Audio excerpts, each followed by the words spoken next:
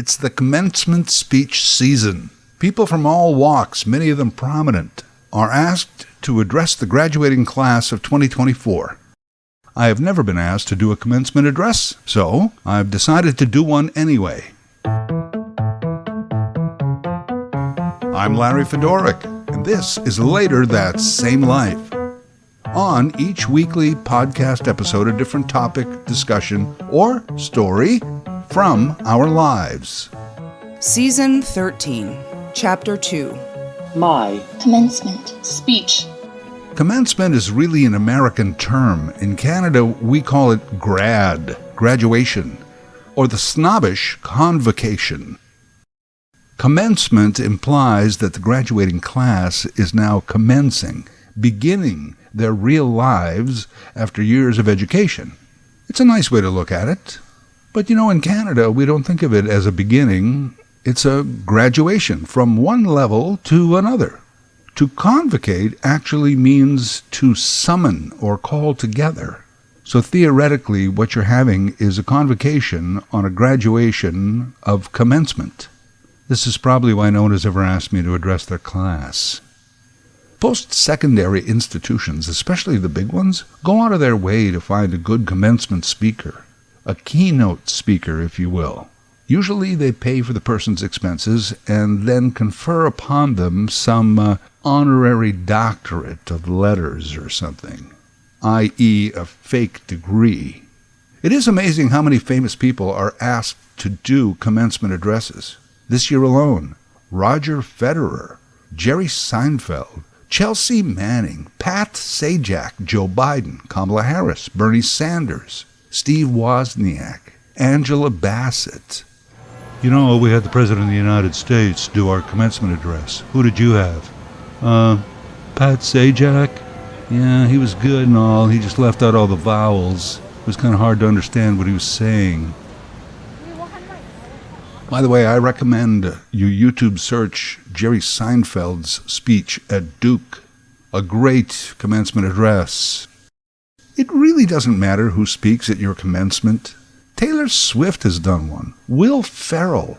I say the more celebrity or quirkiness you can add to your guest, the better. It's something to remember, as opposed to, say, the governor of your state, or some guy who wrote the definitive text on quantum physics. I'm sure those guys are great, but it's your last day. You're not there expecting any real advice. You don't want to learn anything that day, do you? No. You just spent 4 years under professors and tutors and smart people. I say on the last day, give me a Will Ferrell or a Jerry Seinfeld any time. Hey, how about that Kansas City Chiefs kicker, Harrison Butker, asked to give the commencement at a Catholic college in Kansas? He said women should concentrate on being wives and mothers instead of seeking careers. He criticized abortion, IVF, surrogacy, pride movement, and even Joe Biden. Now there's a call for the kicker to be booted off the team. I thought colleges vetted those commencement speeches beforehand. I guess not. Or maybe they have committees that are in charge of getting a commencement speaker, hosting the commencement speaker, apologizing for the commencement speaker. Anyway, I cannot see anyone ever asking me to address the class, but I think I have a good commencement speech, so I'm just going to do it here. So imagine the dean introducing me, of course followed by thunderous applause. I have the honorary cap and gown on, and I begin. Is this on? Thank you, Dean, honored faculty, staff, guests, family and friends, and of course, graduating class of 2024. The first and most important thing I want to say is, could someone please turn off this echo? Yeah, please. No one could listen to this for like 20 minutes. It's that switch over there. No, the silver one next to it. No, on the left. Okay, that is better. Anyway, dean, faculty, graduates, etc., etc. Due to world crises and subsequent demonstrations, many post-secondary graduates will miss their ceremony. And it has been pointed out several times that these are many of the same students who missed their high school ceremony 4 years ago due to COVID. I just want to say, I don't care. So you missed a couple of parties. Boo-hoo, poor you. You're young. Ahead of you is a whole lifetime of parties, birthdays, friends' birthdays, anniversaries, religious holidays, secular observances. Thank God it's Friday. Hey, it's 5 o'clock somewhere. Literally hundreds of parties are in your future. You missed 2. So what? And of all those graduates who are part of the protests, participating in the disruption, I understand that you have the right to free speech. You also have the right to remain silent. Anything you say can and will be used against you in a court of public opinion. You have the right to talk to a lawyer, who can probably sue anyone who has even in the least way offended you. If you can't afford a lawyer, you can probably find one who won't get paid until you get paid. Since this is a commencement, a lot of people will be fond of telling you that this day, today, is the first day of the rest of your lives. That saying is attributed to a few different people, all of whom are now dead. So according to their belief, the first day and the last day of the rest of their lives was the same day. Wow, talk about life being short. And what about that one? Life is short. Or is it that life is a lot longer than you think it is? Well, it depends. Depends on the day. Of course, what you're doing. Like you're skiing at Aspen on a crisp, sunny day with your friends. Or you're trying to sit through a Michael Bay movie. Paul McCartney wrote the song Yesterday. John Lennon wrote a song called Tomorrow Never Knows. One Beatle said that yesterday was when the troubles seemed so far away. And the other said, existence to the end of the beginning. What does this mean? I have no idea. But I do know that Beatles songs are still good on a mixtape if you're driving across the country. For years, the boomers ran the world, and boomers became fond of asking, what kind of world will we be leaving behind for our grandchildren? Well, guess what? You're the grandchildren. This is your world. Good luck with all that. When I was at university, I spent the first year in a philosophy class trying to understand existentialism. Books, professors, discussions. I think I get it. Why didn't I just use a dictionary? Existentialism. Our existence. Today, and for most of your lives, you have heard and lived with the phrase existential threats to humanity, things that previous generations have accomplished that now not only threaten your very existence, but the very need for it.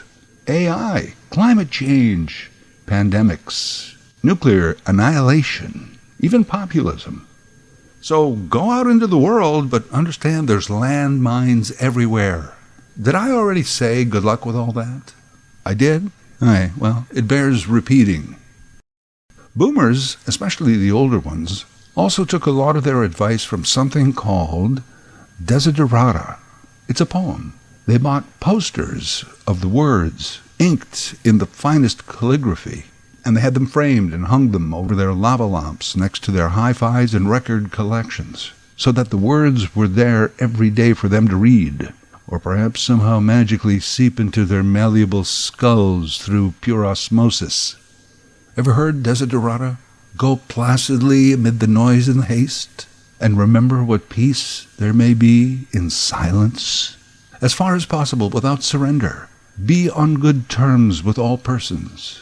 Speak your truth quietly and clearly, and listen to others, even the dull and the ignorant, for they too have their story. Avoid loud and aggressive persons, for they are vexations to the spirit. If you compare yourself with others, You may become vain or bitter, for always there will be persons greater or lesser than yourself. Yeah, this is the poem that famously states, you are a child of the universe.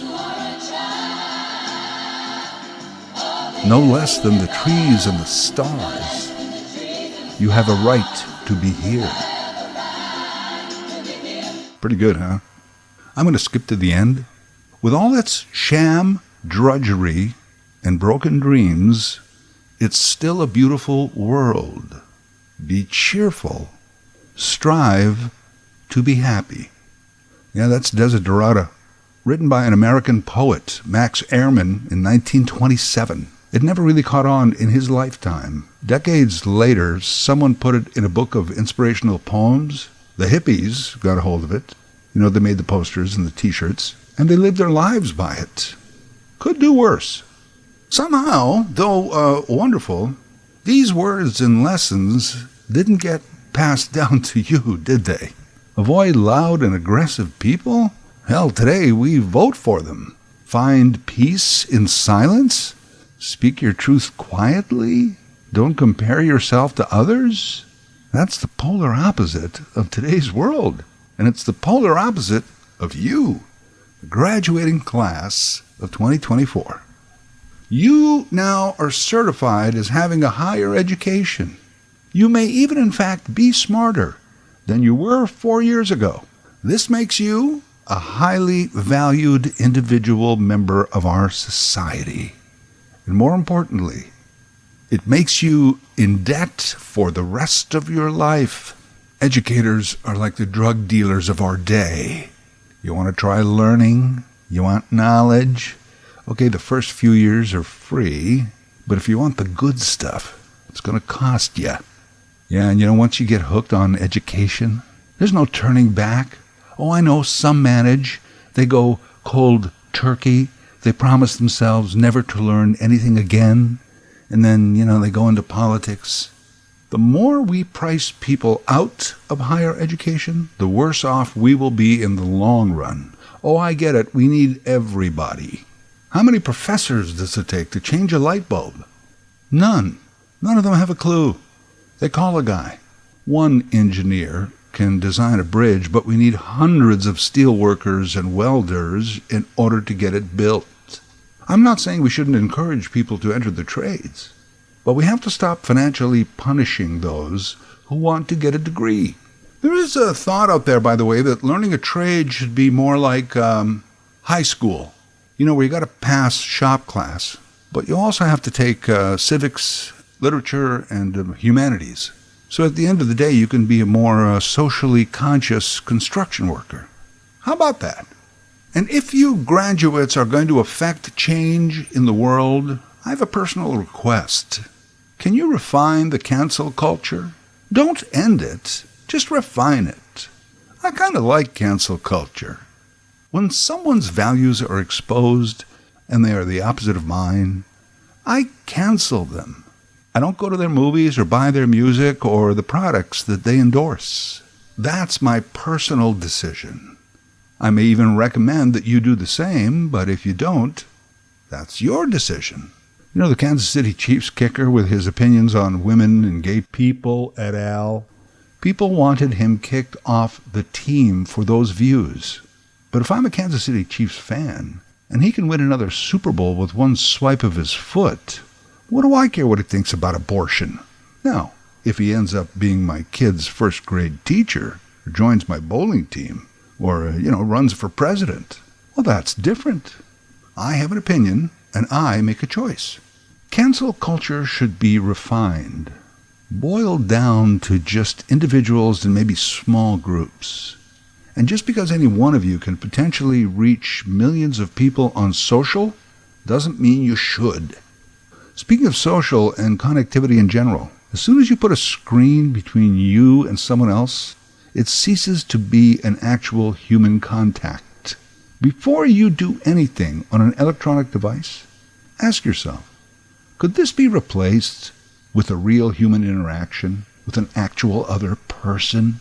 And most of the times the answer will be no, it can't, and you will click or swipe or tap, But at least keep asking yourself, how do I initiate more human contact in my life? Because then you will be more human. Here's a good rule of thumb. The more you rely on Google and Uber, the sooner you will become a goober.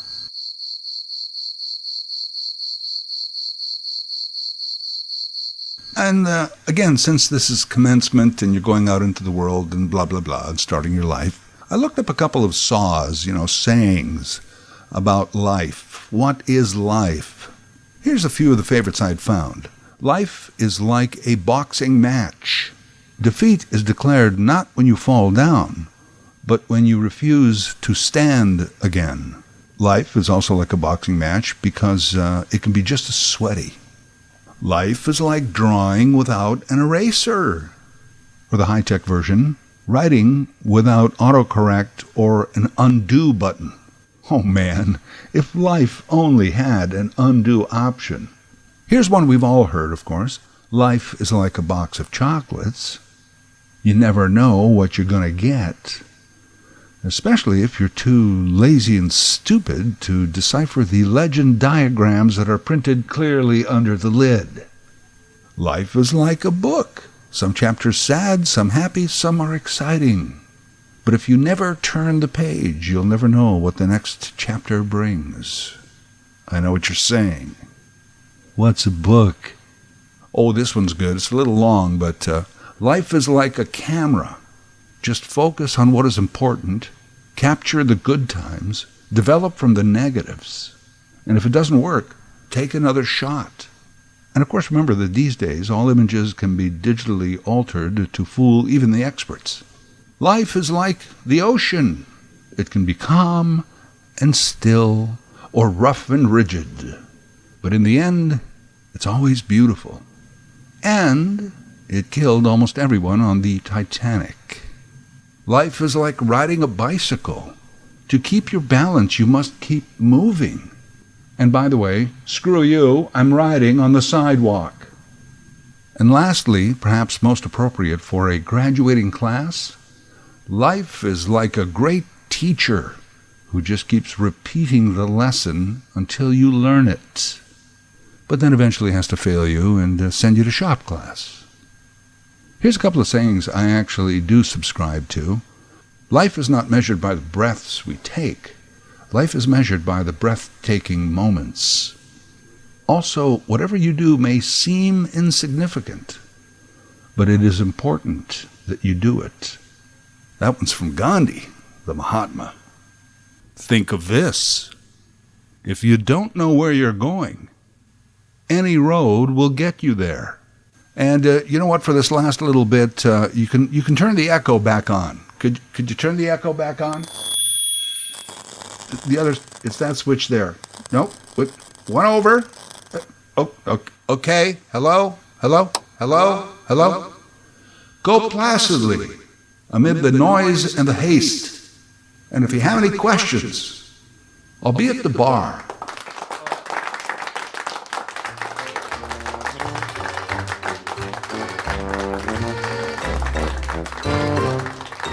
Later That Same Life is written... Later That Same Life is written, voiced, and produced by Larry Fedoruk. LarryFedoruk37@gmail.com. Subscribe to Larry's podcast YouTube channel. Get automatic notifications with each new episode.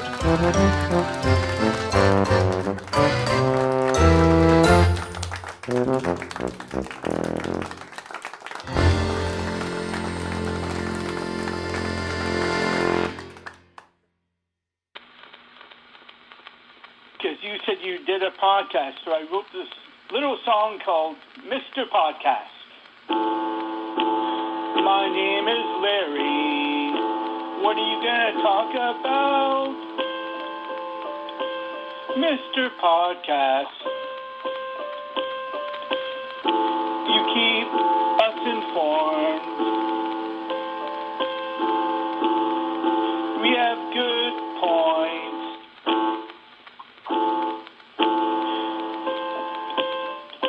Mr. Podcast.